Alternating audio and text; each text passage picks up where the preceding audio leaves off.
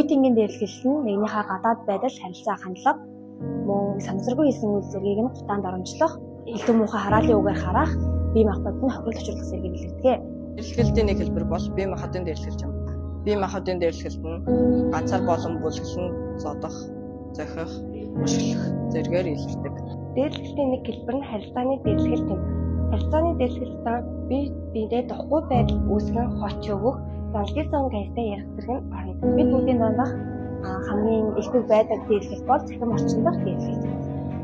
Цахим орчин дээрлэлийн жишээлбэл нэгнийхээ санамсаргүй хийсэн үйлийг зураг бичлэг болгон авч түүнийгээ өөрийн цахим хаяг дээрээ пост стори болгон оруулаад түүгээрээ тэр бүлгийг шоож багтлах зэргийг байгаа. Энэхүү үйлдэл нь миний хувьд хамгийн зохисгүй үйлдэл гэж боддог учраас бид өөрсдийн цахим орчиндөө үгээ цэгнэж үйлдэлээ ухамсарлаж зөв зохистой хандах нь бидний хамгийн том зорилго. 2024 оны 9 сарын 1-ээс хэрэгжиж эхэлсэн хүүхэд хамгааллын тухай хуулийн шинжилсэн хариулгаар үе тэмгийн дээрлэхэлтийг хуульчилсан.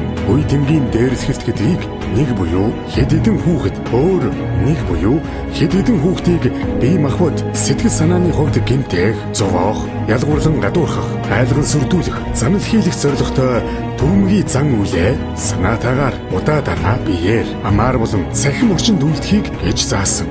Дарамтлах, дээрлэх нь байдгал зүйл огт биш. Хэн ч хүнд өртөх ёсгүй. Боловсролын ерөнхий газраас зохион байгуулж буй үе тэнгийн дээрлэхэлтээс үржилхэн сэргийлэх аяны хүрээнд шинэ хөгжил зохицуулбар сургууль 11 хүний бүрэлдэхүүнтэй ажлын хэсгийг томилж сургууль дээрээ эцэг болон сурагчдын дунд олон төрлийн үйл ажиллагааг зохион байгуулж байна. Сүүлийн үед хамгийн их дэлгэрч байгаа дээрлэхлийн нэг хэлбэр нь бол цахим дээрлэхлийн хэлбэр юм а. Тиймээс эцэг эхчүүд маань хүүхдүүдийнхээ цахим хөдөлгөөнд хяналт тавьж хүүхдтэй нь цахим дээрлэхэлтэнд өргөдөж байгаа сэтгэлээр үргэлж хяналт тавиасаа гэж хүсэж байна. Чи болон чиний найз үе тэнгийн дээрлэхлийг төлөвлөл биш харин сургуулийн хүүхэд хамгааллын багт мэдэгдэж найзаагаа болон өөрийгөө дээрлэхлийн зөвхөөс урьдчилан сэргийлээрэй.